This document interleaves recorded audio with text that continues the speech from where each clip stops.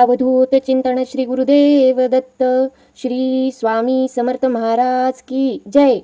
मित्रमैत्रिणींनो, तुम्ही श्री स्वामी चरित्र सारामृत वाचता का? पण एक प्रश्न प्रामाणिकपणे स्वतःला विचारा, इतके दिवस वाचन करूनही तुमची मनोकामना अजून पूर्ण झालेली नाही आहे का? किंवा स्वामींची कृपा मिळवण्यासाठी नेमके काय करावे हा प्रश्न तुमच्याही मनात आहे का? तर हा व्हिडिओ तुमच्यासाठीच आहे. तर हा व्हिडिओ शेवटपर्यंत नक्की पहा, कारण आज मी तुम्हाला अशा 3 महत्त्वाच्या गोष्टी सांगणार आहे ज्या श्री स्वामी चरित्र सारामृत वाचताना प्रत्येक स्वामी भक्ताने लक्षात ठेवणे आवश्यक आहे. अनेक भक्त रोज वाचन करतात, नामस्मरण करतात, पण तरीही अपेक्षित फळ मिळत नाही. यामागचे कारण काय असू शकते आणि स्वामींना खऱ्या अर्थाने प्रसन्न करण्याचा मार्ग कोणता आहे, याचे उत्तर तुम्हाला या व्हिडिओमध्ये मिळणार आहे. सर्वप्रथम एक गोष्ट लक्षात घ्या, स्वामींची कृपा मिळवण्यासाठी कोणतेही कठीण नियम किंवा अवघड विधी आवश्यक नाही. आवश्यक आहे ती श्रद्धा, विश्वास आणि सातत्य. जेव्हा भक्त मनापासून स्वामींच्या चरणी स्वतःला अर्पण करतो, तेव्हा त्याच्या जीवनात सकारात्मक बदल घडू लागतात. श्री स्वामी चरित्र सारामृत हा एक केवळ ग्रंथ नाही, स्वामींच्या लीलांचा आणि त्यांच्या कृपेचा आणि भक्तांवरील प्रेमाचा तो एक अमूल्य ठेवा आहे. या ग्रंथाचे नियमित वाचन केल्याने मनाला स्थैर्य मिळते, नकारात्मक विचार कमी होतात आणि जीवनाकडे पाहण्याचा दृष्टिकोन बदलू लागतो. वाचन सुरू करताना शक्यतो गुरुवारचा दिवस निवडावा. गुरुवार हा गुरुचा दिवस मानला जातो. वाचनापूर्वी स्वामींना नमस्कार करून एक छोटासा संकल्प करावा.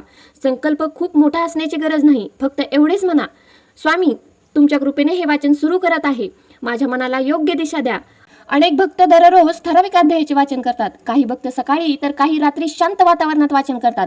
वेळ कोणतीही असो, महत्त्वाची गोष्ट म्हणजे मनाची एकाग्रता. वाचनासोबतच नामस्मरणालाही विशेष महत्त्व आहे. श्री स्वामी समर्थ हा मंत्र भक्ताच्या मनाला आधार देतो. दिवसभरातील काही मिनिटे जरी या नामस्मरणासाठी दिली तरी मनातील अस्वस्थता कमी होण्यास मदत होते. पण इथे एक महत्त्वाची गोष्ट लक्षात ठेवली पाहिजे, स्वामींना केवळ पाठांतर किंवा दिखाऊ भक्ती आवडत नाही. स्वामींना आवडते ते भक्तांचे निर्मळ मन. जर मनात अहंकार असेल तर भक्तीचा खरा आनंद मिळत नाही. म्हणून सेवा करताना नेहमी नम्रता ठेवावी. अनेकदा लोक विचारतात की इच्छा पूर्ण होण्यासाठी नेमके काय करावे. याचे उत्तर खूप सोपे आहे. आपल्या इच्छा स्वामींसमोर प्रामाणिकपणे मांडाव्यात. हट्ट करण्यापेक्षा विश्वास ठेवावा, कारण स्वामी भक्ताला जे योग्य आहे तेच देतात. कधी कधी आपल्याला वाटते की आपली प्रार्थना ऐकली जात नाही, पण प्रत्यक्षात स्वामी योग्य वेळेची वाट पाहत असतात. नियमित वाचनामुळे मनातील भीती कमी होते, आत्मविश्वास वाढतो आणि कठीण प्रसंगांना सामोरे जाण्याची ताकद मिळते. अनेक भक्तांना असे अनुभव आले आहेत की वाचन आणि नामस्मरणामुळे त्यांच्या जीवनात सकारात्मक बदल घडलेत. यासोबतच कृतज्ञता हा भक्तीचा अत्यंत महत्त्वाचा भाग आहे.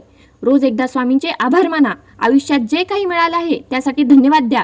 कृतज्ञ मनातच खरी भक्ती फुलते.